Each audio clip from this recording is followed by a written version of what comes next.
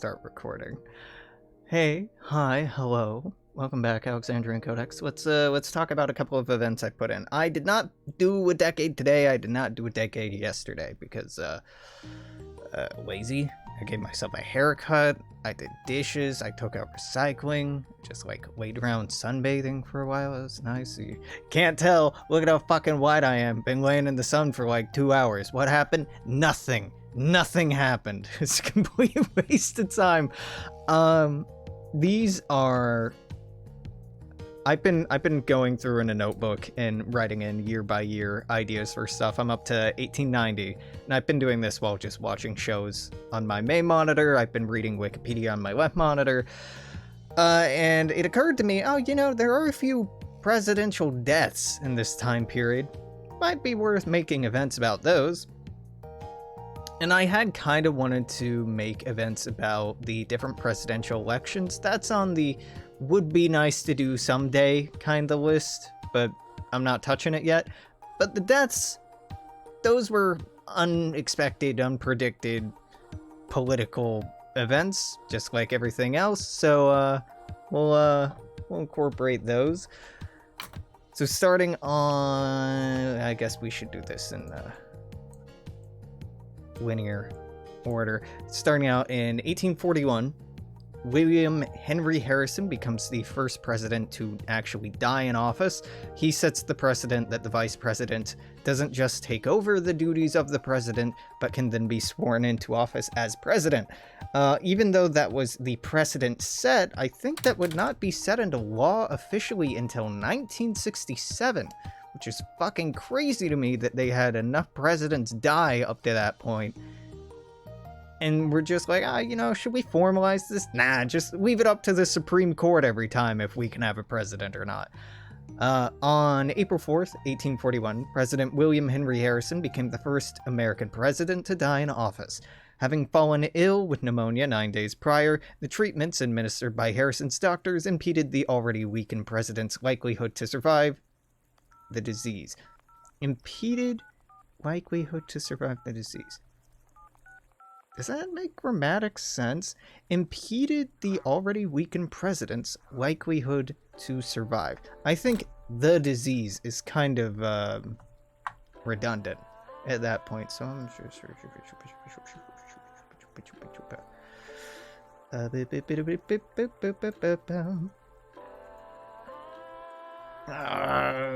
sure do love when it does that. Likelihood to survive. That's unnecessary.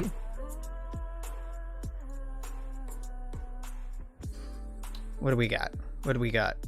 Yeah, with his passing, Vice President John Tyler would take the oath of office on April 6th, becoming the 10th President of the United States. To the disappointment of the Whigs, President Tyler would abandon President Harrison's Whig policies, including revenue tariffs and the promised return of the Bank of the United States. Basically, you can decide if Tyler's a piece of shit like he was and abandons Harrison's policies, or if he sticks by Harrison's legacy. It's just a 1% nudge towards laissez-faire or protectionism. Generally, the historic option when I'm giving you choices is going to be the one at the top.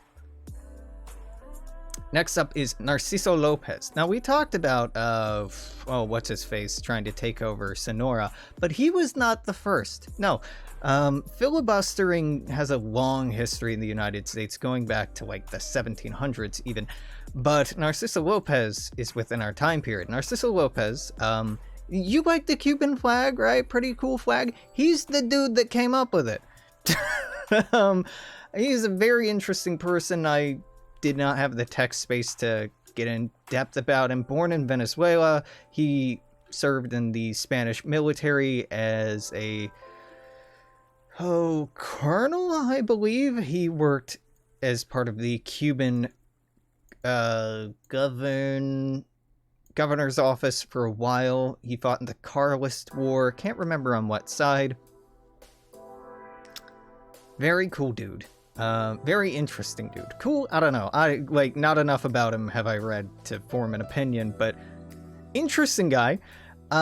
In September of 1849, Cuban revolutionary Narciso Lopez and his force of 600 volunteers, he left Cuba because Cubano revolutionaries were being rounded up by the Spanish government, so he fled to the United States to try to put together a volunteer army to go take Cuba away from Spain.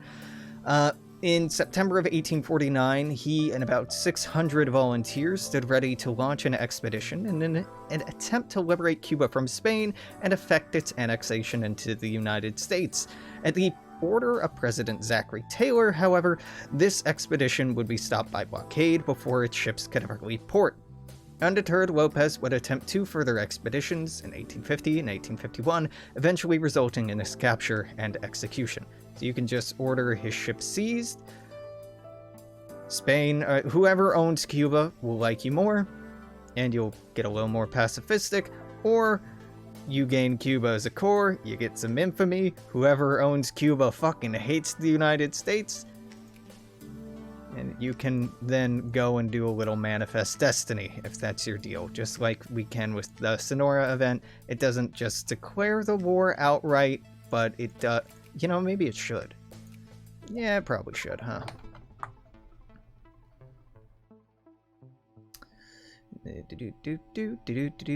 Do I have this declare war? No, I don't have this declare war. You know, we're not gonna have it declare war. Because I don't want to retroactively fuck with other code. That's good enough. Does it make sense to declare war? Yeah, but the cores are incentive enough to do that. Last up is the death of Zachary Taylor. On the 9th of July, 1850, President Zachary Taylor became the second American president to die in office. 5 days prior, on the 4th of July, Zachary had fallen ill after eating copious amounts of raw fruit and iced milk, as did several of his cabinet members. Succeeding President Taylor was Vice President Millard Fillmore, who quickly set about replacing Taylor's entire cabinet and moving aggressively to de-escalate growing tensions between free and slave states with the Compromise of 1850. Taylor was on the road to an early civil war. He was being very stubborn about a lot of compromises and reforms.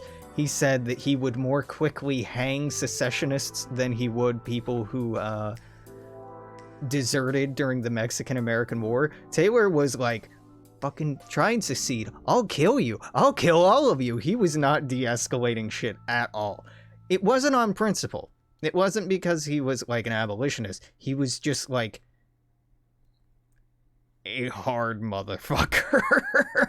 So he dies, Fillmore takes over, and Fillmore is a sniveling little whiny bitch who bends over backwards to give the South what they want, put into effect the unpopular Compromise of 1850, which is a series of bills, not just one bill, but he, you know, buys the nation time before the American Civil War fires off. So you can either say he pursues the Compromise of 1850, losing one consciousness, or he fumbles it, gaining one consciousness, dependent on if you just want to get this over with or not. And that's it. That's it for today.